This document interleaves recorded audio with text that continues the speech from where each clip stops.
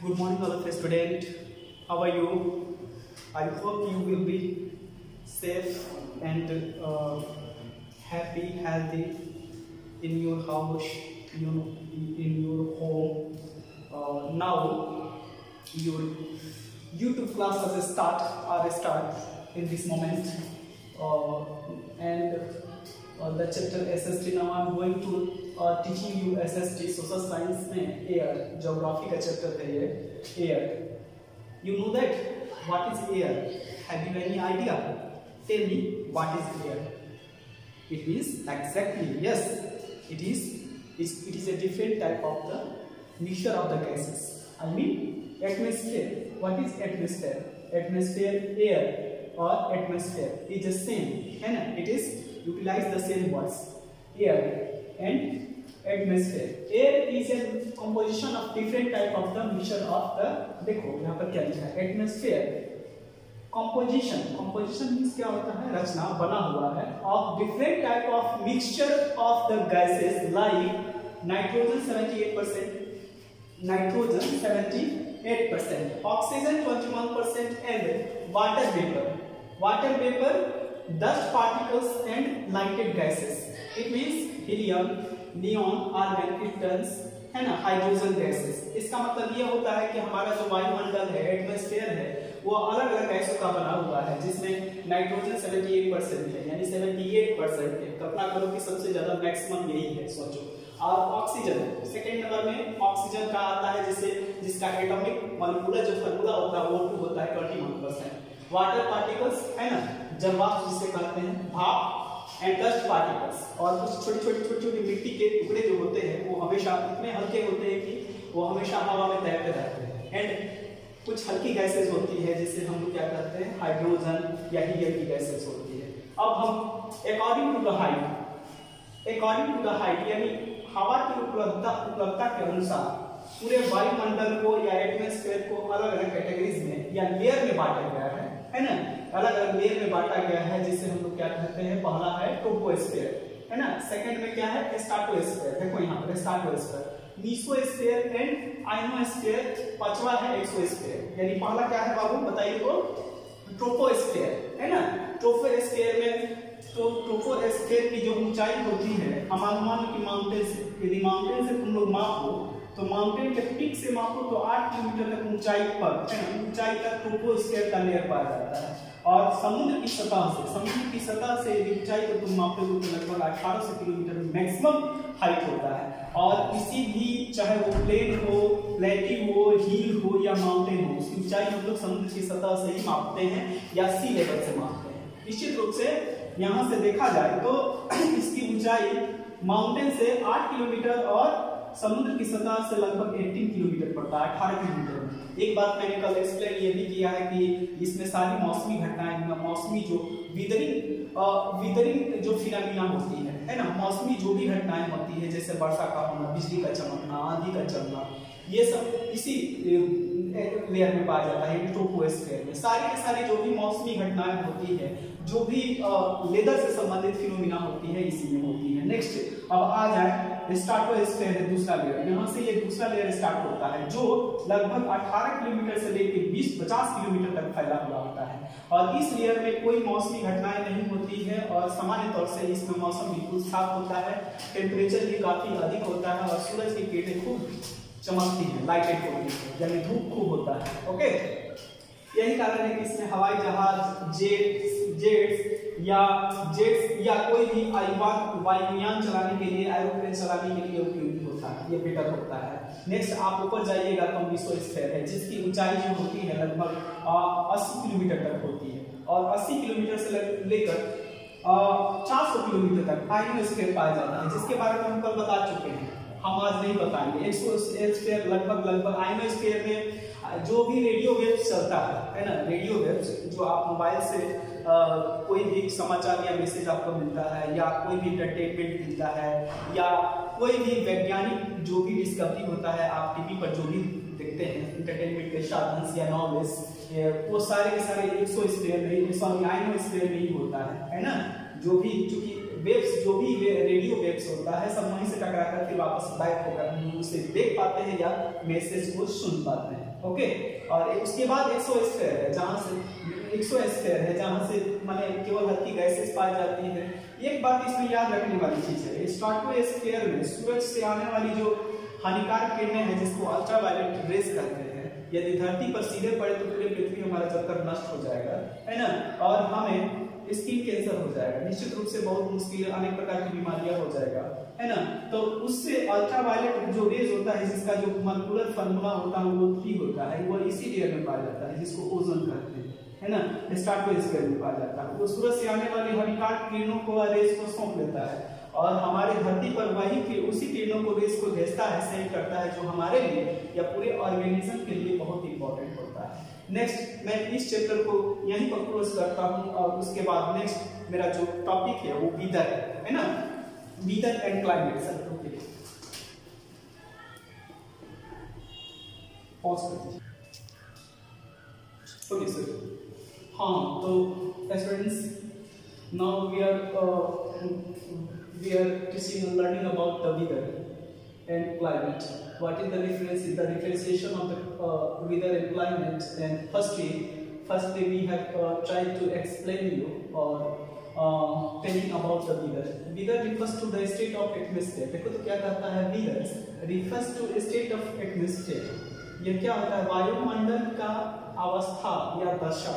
क्या कहता है, वायुमंडल का, इधर क्या है, वायुमंडल की अवस्था या दशाएं, है ना, किसी पार्टिकुलर प्लेस पर, किसी पार्टिकुलर जगह पर, जैसे मान लो कि छपरा है, छपरा का जो एटमॉस्फेरिक स्टेट की दशा है, मतलब वायुमंडलीय जैसे दशाएं हैं उसके अनुसार क्या होता है, एक क्षणिक समय में वायुमंडल के एक्टिविटीज के कारण, है ना, वायुमंडल के एक्टिविटीज के कारण जो परिवर्तन दृष्टिगोचर होता है। देखना सुबह के समय में यदि आकाश में बादल छाए हुए हों, जैसे जैसे दिन चढ़ता जाता है वैसे वैसे आकाश में बादल धीरे धीरे और गहरे होते जाते हैं, फिर बारिश होने लगती है, ठंडी जो होती है अचानक बहुत बढ़ जाती है ना, ठंडा अचानक टेम्परेचर जो ठंडी अचानक बहुत बढ़ जाती है और हमें शीघ्र फील होती है ना, हम अपने आप को स्वेटर से या मफलर से ढक लेते हैं, कोट पहन लेते हैं, है ना, और जैसे ही कुछ समय के बाद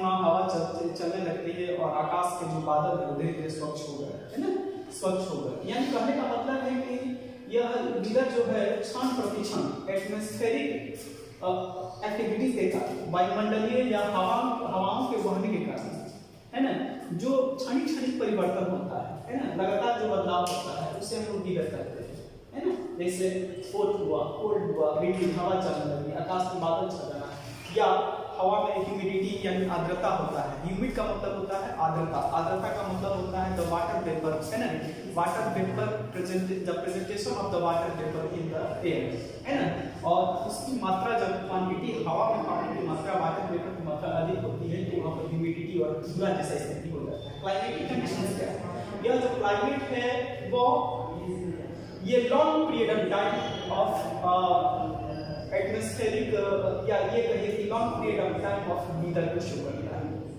देखो क्या कहता है, climate is the defined as the average over all condition of the weather, है ना, यानी एवरेज ओवर ऑल, इसमें वेदर ही नहीं बहुत सारे ऐसे एक्टिविटीज शामिल होते हैं, यानी किसी पार्टिकुलर जगह में उसका टेम्परेचर क्या है ना, कितना टेम्परेचर है, वायुमंडलीय दशाएं क्या है, द कंडीशन ऑफ द हवा उसकी, और डिफरेंट टाइप ऑफ एक्टिविटीज। लगभग किसी भी क्लाइमेटिक कंडीशन को हम लोग जब कैलकुलेट करते हैं तो 30-35 साल 35 साल या ये कहो कि कम से कम 25 साल का ड्यूरेशन को चेकआउट किया जाता है। यह दशा वेदर की तरह ये क्षण प्रतिक्षण या कुछ समय कुछ ही अवधि में समय में चेंजिंग नहीं लेता, अकरित नहीं करता है। क्लाइमेट जो जब भी अकरित करता है या चेंजिंग होता है तो यह लॉन्ग ड्यूरेशन ऑफ टाइम होता है। लॉन्ग ड्यूरेशन ऑफ टाइम मतलब 25 ईयर 30 ईयर या 40 ईयर तक भी हो सकता है। तो इस दौरान जो भी परिवर्तन होता है, चाहे वो टेम्परेचर में परिवर्तन होता हो या ग्लोबल वार्मिंग की कभी कभी समस्याएं हो जाती है वायुमंडल हवा, जिसके कारण धरती का जो टेम्परेचर होता है वो बढ़ जाता है। ये सब क्लाइमेट्स के कारण ही होता है, यानी धरती का जो एग्जैक्ट जो टेम्परेचर होता है, कार्बन डाइऑक्साइड की क्वांटिटी जब डेवलप होती है, बढ़ती है, तब यह दशाएं अकरिंग करती हैं। ओके, अब आइए अब मैं उन शर्तों पर, उन पॉइंट्स पर चर्चा करता हूं जो क्लाइमेटिक कंडीशंस को, है ना, किसी पार्टिकुलर जगह के क्लाइमेट्स को प्रभावित करने वाले या इन्फ्लुएंस करने वाले जो कारक है, फैक्टर्स है, उसके बारे में चर्चा करते हैं। ठीक है, पहला फैक्टर जो है वो क्लाइमेट को प्रभावित करने वाला यानी इन्फ्लुएंस करता है, वो टेम्परेचर होता है। ओके, टेम्परेचर किसी भी हवा का जो वायुमंडल का जो टेम्परेचर या किसी पार्टिकुलर जगह का जो टेम्परेचर होता है, वह वहाँ का क्या क्या डिटरमाइन करता है।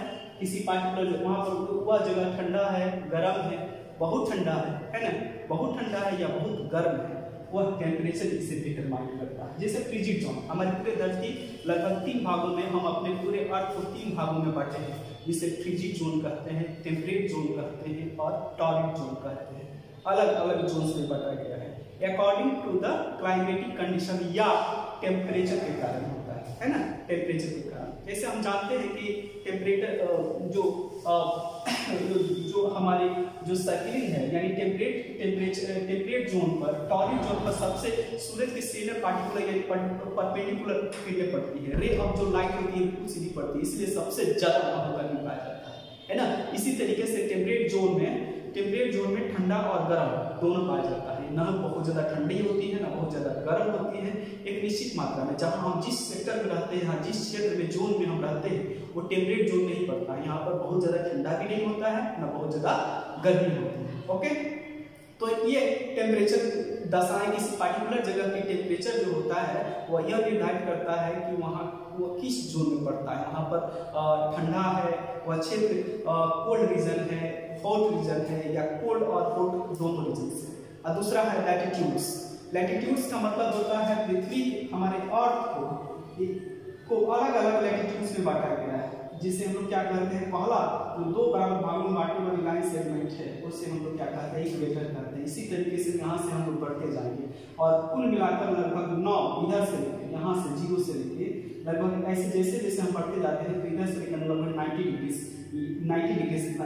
लाइन सेगमेंट होता है। इधर से भी बढ़ेंगे तो इधर से भी 90 लाइन सेगमेंट होता है। कुल मिलाकर 80 हो, है ना, 181 लाइन सेगमेंट्स होते हैं, जिसको हम लोग लैटिट्यूड्स करते हैं। यानी इस लैटिट्यूड से जितना डिस्टेंस होगा, है ना, वो वहां पर क्लाइमेटिक कंडीशंस में चेंज होता रहता है। ठीक है, नीचे इसी तरह से नीचे एनपी और ये एसपी, है ना, नॉर्थ पोल और साउथ पोल में यहाँ लैटिट्यूड का डिफरेंस 0 डिग्री से जितना हम आगे बढ़ेंगे, उससे हमारा क्लाइमेटिक कंडीशंस या वेदर में जो परिवर्तन होता है, बदलाव होता है, ये इसके इफेक्ट को क्लाइमेट को प्रभावित करता है।